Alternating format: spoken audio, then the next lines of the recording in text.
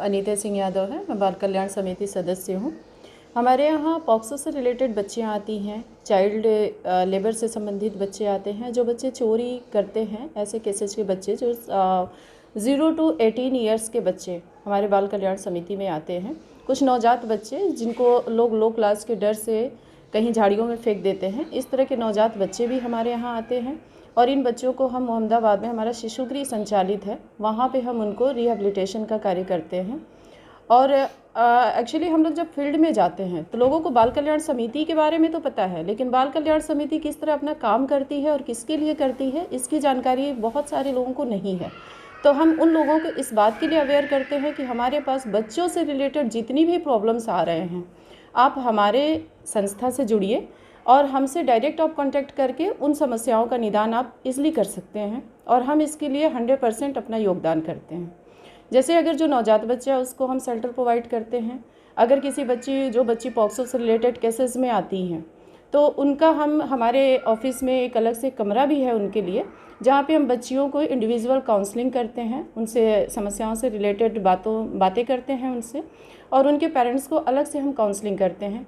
Maximum क्या होता है कि पॉक्सो की जो पीड़ित बच्चियाँ होती हैं वो अपने घर नहीं जाना चाहती हैं।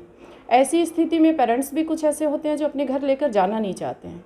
तो ऐसी स्थिति में हम उनको 2 तरह से मोटिवेट करते हैं, क्योंकि उन बच्चियों की सुरक्षा जो इस पे हमारा मेन फोकस होता है कि बच्ची हमारी सुरक्षित कहाँ पे है, तो उसका घर मेन सुरक्षित जगह होती है। और अगर वो लेकर नहीं जाना चाहते हैं तो फर्स्टली तो हम उन्हें प्रिपेयर करते हैं कि वो मानसिक रूप से प्रिपेयर हों कि अपनी बच्ची को उसके फ्यूचर के लिए, आगे भविष्य की सुरक्षा के लिए, उसके उज्जवल भविष्य के लिए अपने घर लेकर जाएं। अगर वो किसी भी स्थिति में तैयार नहीं होते हैं या जाने लायक स्थिति नहीं होती है तो हम उन्हें बलिया निर्धरिया में उन्हें शेल्टर में उन्हें रखते हैं। तो इस तरह से हम लोग काउंसलिंग करते हैं। बाकी जो बच्चे हमारे नवजात होते हैं वो हमारे शेल्टर्स में जाते हैं। मेरा नाम रुद्र प्रताप सिंह है और मैं बाल कल्याण समिति के चेयरमैन पद पे कार्य कर रहा हूँ। और यहाँ 5 मजिस्ट्रेटों का बैच है। फ़िलहाल अभी 3 मजिस्ट्रेट हैं, 2 लोग फील्ड वर्क में गए हुए हैं।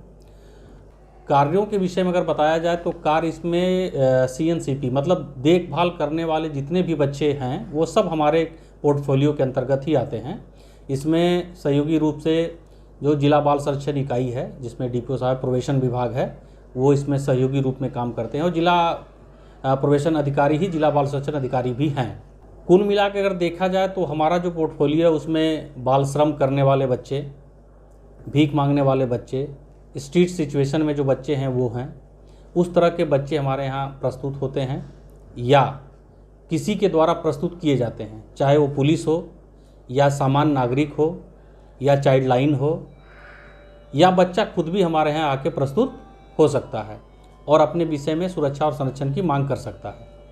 फिर हमारी मजिस्ट्रेटों का बैच है जो उस बच्चे की काउंसलिंग करती है, फिर करती है, उसका गृह अध्ययन भी कराया जाता है कि आखिर किस कारण से बच्चा इस स्थिति में है, उसके शारीरिक, मानसिक सब चीज़ों का। अगर आर्थिक रूप से भी किसी कारणवश बच्चा अगर देखभाल और संरक्षण की ज़रूरत है तो उसके लिए सरकार की जो निर्धारित योजना है उसके अंतर्गत उसको जोड़ने का प्रयास किया जाता है। कि जो अपचार के केसेज हैं जिसमें किसी बच्ची या बच्चे के साथ लैंगिक अपराध किया जाता है, वो बच्चों को भी हमारे यहाँ प्रस्तुत किया जाता है, जिसको पास्को के अंतर्गत कार्य हो रहा है। और उसमें उस बच्ची का संरक्षण या बच्चे का संरक्षण सुरक्षा की जिम्मेवारी होती है।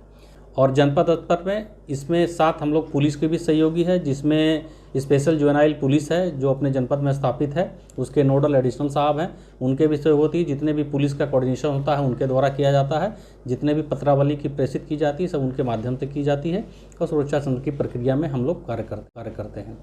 कि जो स्ट्रीट सिचुएशन में बच्चे हैं इसके लिए शासन की भी मंशा है और चीज़ों को उसको हम लोग प्रायोरिटी पर भी लेके चल रहे हैं। कि जो आप देख रहे होंगे अपने जनपद में इस तरह के बच्चे जो बैलून बेच रहे हैं या सड़कों पे भीख मांग रहे हैं या कई कार का शीशा पोंछते हैं फिर पैसा मांगते हैं, उन बच्चों को चिन्हीकरण का कार्य अगर 1 साल का 1 जनवरी से 1 दिसंबर हम लोग करके चलते हैं, उसमें कुल 126 केसेस आए हैं।